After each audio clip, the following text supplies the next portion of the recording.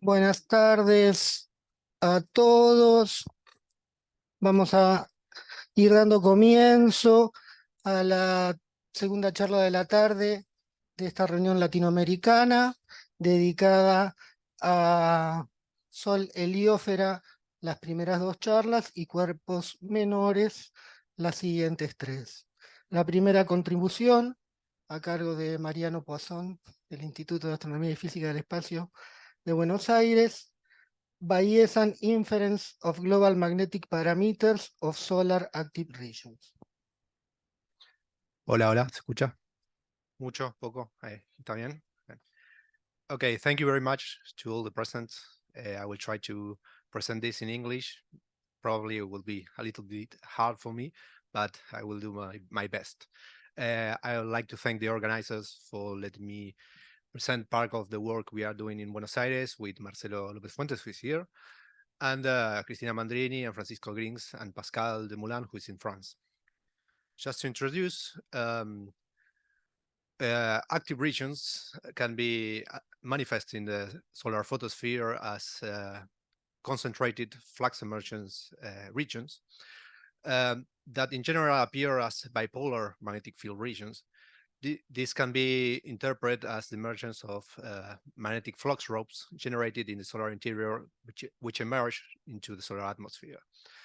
Of course, there are complex cases in which we can have very strange active regions, but we will only concentrate in those active regions which are simpler, the bipolar cases. That this catalog from Toriumi said this can be described as spot active regions that in principle can be interpreted as the emergence of a single flux rope emergence. So at this pointer is working, yes. Here you can see an animation showing different active regions in the disk. This is a map of the magnetic field intensity at the photosphere. Only the line of sight component of the field is projected in this kind of data. So the black, the white and the black represents the magnetic field or the magnetic flux that is into the sun in the case of the white, and out from the sun in the case of black. One of the interesting properties of these active regions is that, well, especially bipolar active regions, is that they emerge slightly inclined respect to the equatorial plane. So you can see this inclination showing that the leading polarity of the active region is in generally closer to the equator than the following one. This inclination is known as a tilt angle that I will talk further. Well, tilt angles are important. This work from JITS, from this review from JITS of 2020, describe how tilt angles and the location of different active regions, bipolar active regions, can produce or can contribute to the generation of the poloidal magnetic field, the construction of the poloidal magnetic field from surface transport of flux to the poloidal regions and the equatorial regions. And this can be used with several models to describe how the magnetic field in the sun is recycled into a poloidal structure. So the spatial location of the active regions and their tilts, it's important to know how the flux from the active region is dispersed and transported to the poloidal regions and to the equator, and to generate the next poloidal field that will be recycled into the next solar cycle. So this the measure of the tilt influence in how the poloidal field is reconstructed for next cycles. Let's talk also about another property that we can observe is the magnetic tongues. These tongues are associated with the twist and the non-potentiality of the flux rope. If we consider that the flux rope emergence is that this flux rope is twisted, then if we project the azimuthal component of this flux rope in the line of sight, we can see that during the active regions emergence, polarity displays an elongated pattern that we define as magnetic tongues. This can be seen in simulations and also in observations. This work from 2015, we analyze how the tongues affects the inclination of the polarity inversion line in active regions. Of course, let's see if this works. Yeah. Of course, when we try to measure the tilt angle, one of the techniques is to measure or estimate the flux-weighted center of each polarity and then draw a segment between these points and define the inclination of this segment at the tilt angle. But the problem is that during the emergence, the distribution of the flux due to the elongation of these tongues can produce spurious rotations using this technique that manifest in different tilt angles at different times. That is why in 2020 we analyzed this effect and we we propose another technique to measure tilt angles on emerging active regions, and we find some good corrections of the tilt. This is the time, this is the tilt, and then we have the correction of the tilt in red, and the black correspond to the measurement of the tilt using other techniques. But now we propose a more robust scheme in which we are trying to model directly the photospheric global distribution of the polarities using a 3D half torus model. This is just a magnetic model. There is no plasma here. We are trying to get some special parameters from the field. And this half torus model is simply a torus. So we have 4 field parameters that describe the geometry of the torus. This have a minor radius, a large radius, the axial flux of this top, the flux, and the twist, which is represented as the number of turns the field lines takes around the flux drop axis. And to reproduce synthetic magnetograms or observations of the distribution of the flux, we need to project this field at different planes representing the photosphere. If we simply draw the vertical component of the field at different height, we can get synthetic magnetograms of an emerging flux roll, basically. And the idea is to use other 4 parameters that represent the position, the relative position of this plane respect to the flux roll. So we have several parameters. One of these is the tilt angle that will represent inclination respect one of the axes over the plane. And relative position, other parameter that's important is the depth, the height in which this plane is located. So this different height will represent the different stages of the inactive region's emergence. For that, we propose a Bayes scheme in which we simply consider that deviations from where model and observations are due to random aleatory processes. So we use a Gaussian or normal likelihood to compare directly observations with the model with synthetic magnetograms. And also we need the priors. I will not get into details with this, but the priors will define some feasible ranges for the parameters to sample the big this posterior distribution that we are looking for. We need to define a good constraint of the parameter space because we are using 8-dimensional parameter space, and finding maximum or minimum likelihood is not always the best solution. So we try to focus in a statistical approach. For that, we use a sampler that is, in this case, is some Hamiltonian Monte Carlo sampler that reproduces trajectory of a particle in some potential to sample this 8-dimensional parameter space. And we use NUTS in particular. That is simply one kind of algorithm that avoid random steps and trace back of the sampler, so it's quite efficient. Well, we did this with single magnetograms, so we try to fit single magnetograms at different stages. Here we show an animation with, I don't know if this is working. No, let's go back. Okay, somehow this is not working, but here we'll show some animation of the evolution of the inactive region and how we are modeling this magnetic flux distribution. What we get here is this evolution.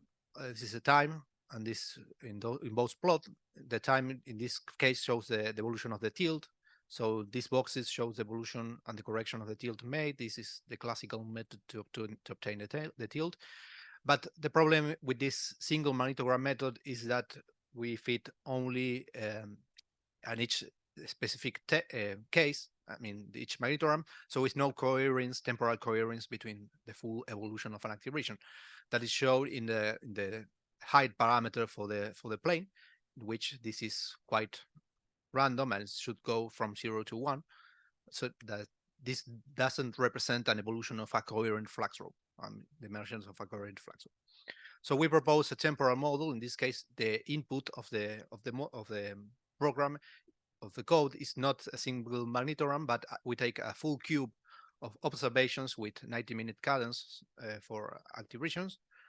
And if we impose that some parameters can stay constant along the temporal dimension, that is this dimension of the cube, then we have temporal correlations of some parameters. So the base temporal model will be just leave the flux rope rigid and transport through the photosphere. This is a base temporal model, so all the parameters that describe this flux rope are constant a long time. And we compare with other two examples in which other parameters can change a long time and can evolve, but we left constant the twist and the flux of the flux rope, assuming they are constant. They're assuming they're conserved. That could be not exactly for the twist, but in this first approximation, we try this. Okay, so this is the first example for, I don't know if the movie is not working again.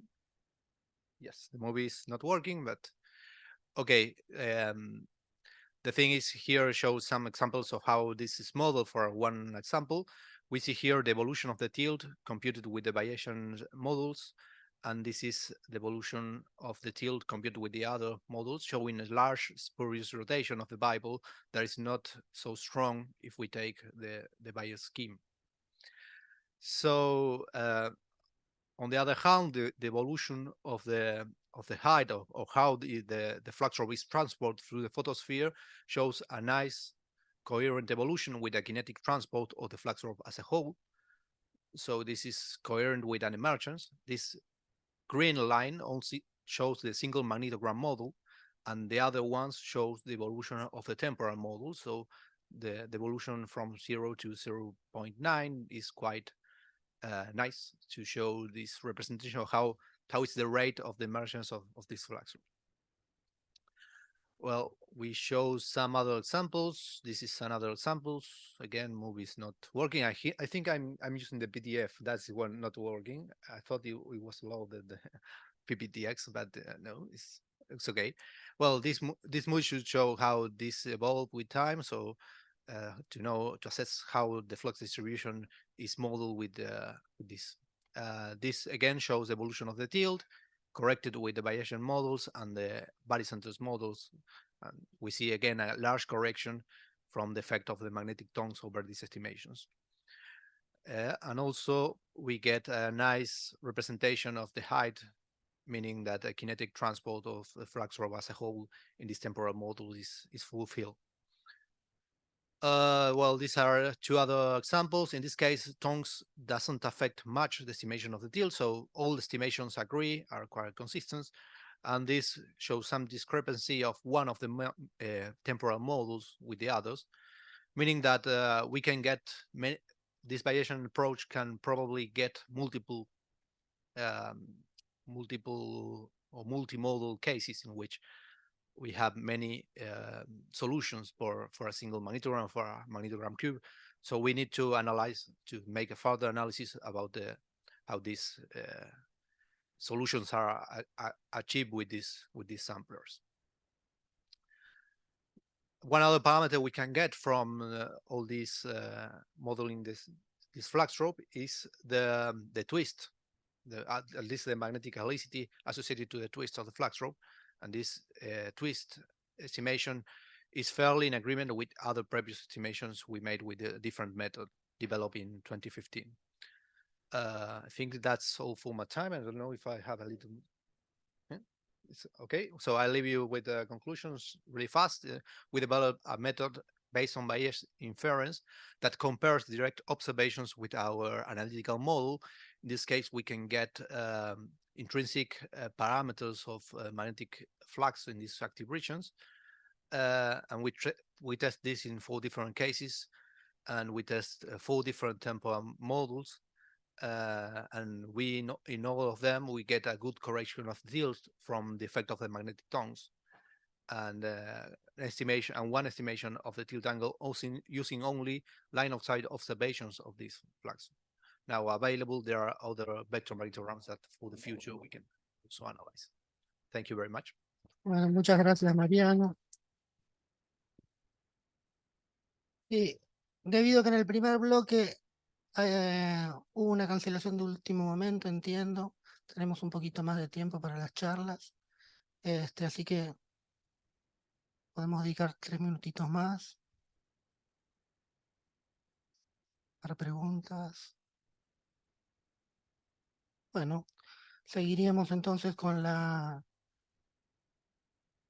próxima charla, el próximo ponente.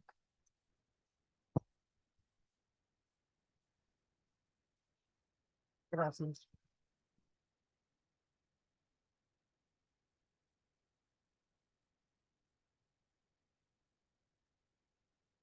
Bien, entonces Nicolás Morales nos va a hablar de Applications of Deep Learning Techniques in Modeling and Observation of the Solar Photosphere. Listo, muy buenas tardes.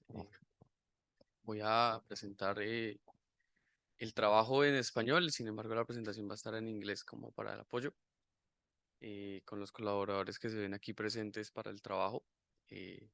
Vamos a tratar de dar una pequeña introducción a la intención del trabajo y cuál es la aplicación que podemos darle a las redes neuronales como un apoyo para la investigación en la física solar.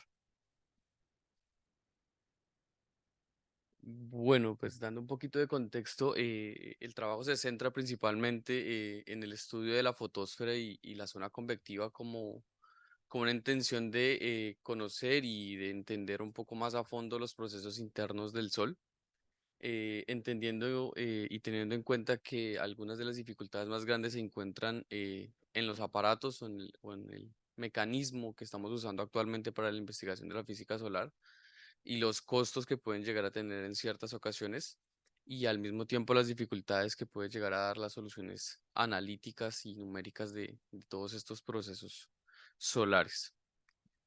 Bueno, algo que es muy conocido por la gran mayoría es todos estos procesos y efectos que se pueden dar sobre la fotosfera solar como una de las capas donde los efectos físicos se dan con mayor frecuencia y donde se pueden visualizar con un mayor rasgo característico, como lo pueden ser las fáculas que tenemos alrededor de esas zonas brillantes, también las manchas solares, que son una de las características más relevantes y de mayor interés a la hora de hablar de física solar, de dónde provienen y también estos patrones de granulación.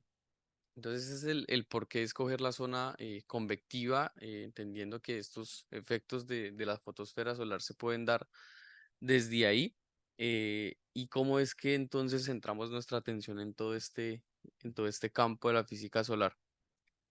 Bueno, una de las formas más sencillas de poder estudiar el Sol, en términos claros, pues va a ser estudiarlo directamente con un instrumento de observación, ya sea que esté acá en la Tierra o que lo tengamos afuera.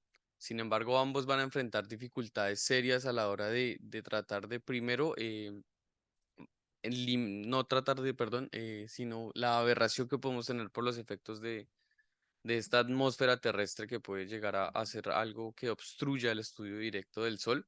Y sin embargo, también para los artefactos que tengamos afuera, pues va a ser de bastante dificultad a la hora de tratar de dar un mantenimiento o de tratar de corregir con algunos métodos numéricos los efectos que podamos llegar a tener por la aberración de la luz. Entonces, digamos que aunque el estudio directo del Sol puede llegar a hacer algo que nos ha dado bastante idea sobre esto, tiene limitaciones y son limitaciones que aún nos cuesta un poco resolver en la actualidad. Otra segunda manera que puede llegar a tener para estudiar el interior solar y la fotosfera solar, pues puede ser ya la solución directa de las ecuaciones de MHD, las ecuaciones de magnetodinámica, que tenemos ahí bastantes, la ecuación de continuidad, la ecuación de inducción, la ecuación de momento y la ecuación de energía, ¿no? Las soluciones numéricas, o analíticas, perdón, son de suma dificultad y han requerido supercomputadoras para lograr tener soluciones aproximadas y sin embargo aún hay algunas correcciones y hay algunas ediciones que hay que hacer a estas ecuaciones para lograr dar solución. Varios proyectos, en este caso, por ejemplo, Muran, que es una de las bases de la presente investigación, es el que más ha logrado acertar a cómo es que se debe ver el interior solar y cómo es esa solución. Y aún así ellos presentan que una de las dificultades son los tiempos y los artefactos que estamos usando para poder resolver esas ecuaciones. Entonces, en este momento nos quedaría con claridad las dificultades que puede llegar a tener la solución de estos modelos, y ya tenemos entonces en vista que debemos buscar otras alternativas para el estudio de la física solar, y nace así la intención de usar lo que serían técnicas de aprendizaje profundo o denominadas deep learning para poder apoyar ya sea tanto el estudio directo del Sol con artefactos como también las soluciones analíticas que puede llegar a tener MHD. Sin embargo, también podemos usar redes neuronales como una alternativa o un atajo sin la necesidad de solucionar directamente o involucrarnos directamente con estas ecuaciones. Entonces ahí es donde entra el rol de las redes tipo DCGAN, que es un poco más nuevas, hablando de redes neuronales que tienen bastante historia, más o menos desde 1980 ya se aplican redes neuronales mayormente. Sin embargo, las redes de aprendizaje profundo son más recientes, alrededor del 2012. Y las redes generativas, ¿no? Digamos que este es el plus que tenemos hoy en día, y es que estamos tomando varias redes al mismo tiempo. Estamos hablando de redes profundas, estamos hablando de redes generativas y estamos hablando de redes convolucionales, ¿no? Este tipo de implementar o de unir lo que sería la visión artificial con las redes neuronales framework es lo que nos da el plus ahora para poder estudiar el interior solar. Sin embargo, pues vamos a hablar un poquito entonces qué son estas redes DCGAN y cuál sería la arquitectura en general. Vemos en la imagen superior, en la imagen A, cómo se debería ver las redes de tipo perceptron, como vemos varias capas, donde vamos a tener dos elementos bastante importantes. El primer elemento que vamos a tener es un generador, es decir, vamos a tener una red que se encarga de generar datos aleatorios, y vamos a tener un segundo elemento que es un discriminador. Y estamos usando un clasificador binario en una idea muy análoga. Ese clasificador entonces va a tomar las imágenes que nosotros le brindemos. Vamos a clasificar esas imágenes como si fueran unas imágenes reales, por así decirlo. Estamos diciéndole a ese discriminador que esas son imágenes solares, es decir, que esas imágenes que le estamos dando son imágenes ya sean producidas artificialmente, como lo hace Muron solucionando las ecuaciones de MHD, o ya sean imágenes que hayamos logrado obtener con algún telescopio.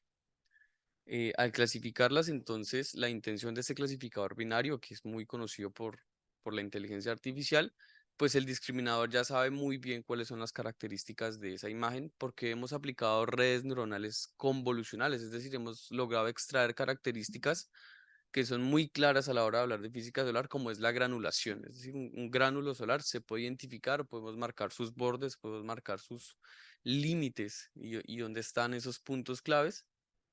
Y posteriormente, al mismo tiempo, haremos pasar por ese discriminador la imagen generada de ruido inicial, que es una imagen netamente de ruido, y la intención es que el discriminador pues marque esa imagen como falsa, porque obviamente no tiene las características que debería tener, como la granulación. Y posteriormente vamos a hacer una adición a cómo es que está generando ese ruido, y entonces cómo va a ir ajustando nuevamente la imagen para que esa imagen se vaya pareciendo poco a poco a la granulación o a los efectos que tenemos. Entonces en la imagen B podríamos ver una analogía bastante atractiva de cómo podemos qué es lo que se pretende a la hora de hablar de redes generativas, y es que solo un banco es capaz de brindarnos la información certera de cómo es un billete, ¿no? Y tenemos la intención de que el detective o el discriminador pueda identificar eso.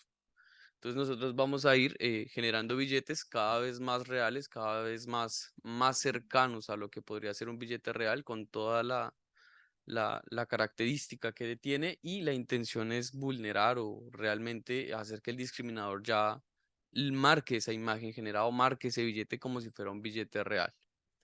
¿Qué es lo que pretendemos entonces? brindar primeramente imágenes solares, como lo es de la fotosfera solar, que es la más relevante, para que empiece a generar imágenes de esa manera. ¿Cuál es la intención y cuál fue el interés que tuvimos en el presente proyecto? Poder tener entonces no solo imágenes de la fotosfera solar, que son imágenes que podemos obtener, que sí podemos generar, porque la dificultad va a estar que puedo generar una imagen que tenga la granulación solar, pero no sabemos si esos gránulos sí se estén comportando físicamente como deberían ser, si esa forma de la granulación es correcta o no es correcta. Entonces es necesario tomar otro parámetro, otra magnitud física que sea de fácil estudio, que conozcamos más o menos, y una de las imágenes o perdón, una de las estructuras físicas que conocemos y que tenemos con certeza alguna idea un poco, es el campo magnético solar. Aunque tiene misterios grandes, hay algunas cosas del campo magnético que sí sabemos desde hace mucho tiempo y se deben preservar. Entonces, para la metodología del proyecto, primeramente tomamos las imágenes generadas por Muram porque nos permite tener un gran abanico de elementos con cantidades de campo pequeñas, con cantidades de campo grandes. Posteriormente, pues vamos a pasarlo por esa red y por últimamente vamos a evaluar pues cómo nos va con ese modelo. Primeramente, pues tomamos una imagen plana, una imagen 2D y vamos a poder proceder con algunos elementos de la red característicos normalizando esa imagen de esos píxeles y pues vamos a poder observar que tenemos cómo es que el error cómo es que estamos reduciendo ese error, es decir, si ese discriminador sí es capaz de decir si es una imagen solar o no es una imagen de campo magnético y a medida que el entrenamiento avanza, pues el error está disminuyendo, lo que quiere decir que estamos midiendo con exactitud la imagen. Posteriormente también vemos la imagen del generador. Quiere decir que el error del generador está disminuyendo, es decir, que sí está generando imágenes muy cercanas. Y es hora entonces de mirar si estamos estudiando correctamente o está generando imágenes que sí tengan un correlacionamiento físico. Y es a la hora de hablar de la divergencia. Nosotros sabemos que la divergencia del campo magnético siempre es ser cero y en los casos de las soluciones numéricas idealmente muy cercano a cero y la intención es que la divergencia se mantenga en ese rango. Estamos logrando observar que la divergencia de las imágenes generadas y la divergencia de las imágenes que se tomaron como estudio, es decir, que se toman como entrenamiento, pues mantienen un rango bastante mínimo. Entonces aquí vemos la idea de que es la divergencia de campo la que nos permite saber que sí tenemos alguna idea de que lo físico que se está generando en ese momento sí corresponde a las leyes físicas que sí entendemos básicamente sobre el campo magnético. Aquí entonces vemos que la intención o la adición que se ha hecho a las funciones de pérdida a lo que medimos como el error, pues es tomar la divergencia del campo magnético y introducirlo a la función de error. De esta medida estamos reduciendo el error y también estamos reduciendo al mismo punto la divergencia. Si tenemos resultados que tengan divergencias muy grandes, pues estamos reduciendo esa divergencia y al mismo tiempo estamos reduciendo el error producido por la red. Por último, entonces, pues las gráficas nos muestran que hay un distanciamiento claro entre lo que teníamos antes sin introducir la divergencia en la red y posteriormente lo que sí tenemos al introducir la divergencia. Acá vemos el discriminador, acá el generador y esta imagen muy similar a la anterior, sin embargo sí vemos que hay una reducción abiertamente mayor. ¿Qué procedió entonces después de verificar que sí funcionaba? Tenemos ahora la introducción de un cubo de campo magnético generado, es decir, de una zona convectiva alrededor de 1.5 megámetros de altura y estamos pudiendo analizar la divergencia a lo largo de la altura de la zona convectiva hasta la fotosfera solar. Aquí un poco de la idea de cómo es el estudio convolucional de una red 3D, cómo es que podemos estudiar las características tridimensionales del elemento y cómo es que nos está produciendo nuevamente imágenes ya no planas, sino en 3 dimensiones. Y aquí ya un poco entonces de qué es lo que estamos generando puntualmente. Aquí vemos una imagen de campo magnético generada por Muram. Hemos recortado esa imagen para lograr extraer más información, es decir, para lograr tener mayor cantidad de información a la hora de entrenar. y hemos logrado producir imágenes de campo magnético que asemejan bastante la estructura. Vemos esas imágenes blancas que asemejan la idea de los filamentos que acompañan las zonas oscuras de campo magnético. Y al mismo tiempo hemos logrado comparar cómo es la divergencia de dicho campo y cómo estamos manteniendo valores realmente bajos a la hora de hablar de la divergencia. Y vemos también que se preservan esas estructuras claras de los filamentos. ¿Qué nos queda por ahora y qué es lo que nos da como conclusión el proyecto? Es que las imágenes generadas por las redes neuronales nos pueden dar un acercamiento a cómo es la estructura interna, cuáles son las características más relevantes de esas estructuras físicas, y posteriormente también podemos llegar a hacer ediciones a las imágenes y a las estructuras generadas para poder estudiar sin necesidad de solucionar las ecuaciones. Es decir, en un futuro, si podemos llegar a producir estructuras de campo magnético, podemos hacer alteraciones a los valores de campo para mirar cómo se comporta a lo largo de la altura y poder correlacionar los efectos del campo magnético, por ejemplo, con las manchas solares, sin la necesidad de tener que hacer ediciones o alteraciones o agregar contenido a esas ecuaciones de MHD y volver a solucionarlas. Bueno, estamos medio ya. ¿Listo? Y aquí pues la investigación futura, la ideal sería apropiar o usar elementos de mayor capacidad computacional para generar mayor resolución, un validamiento con otras estructuras físicas, temperatura, densidad, velocidad de campo, y poder entonces integrar todo esto en una sola red que genere ya un sol ya más estructurado con las demás estructuras físicas. Bueno, muchas gracias, Nicolás.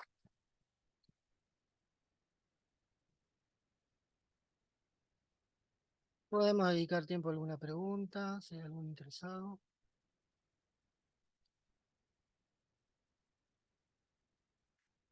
Bueno, ¿qué tal? Muy buena la presentación.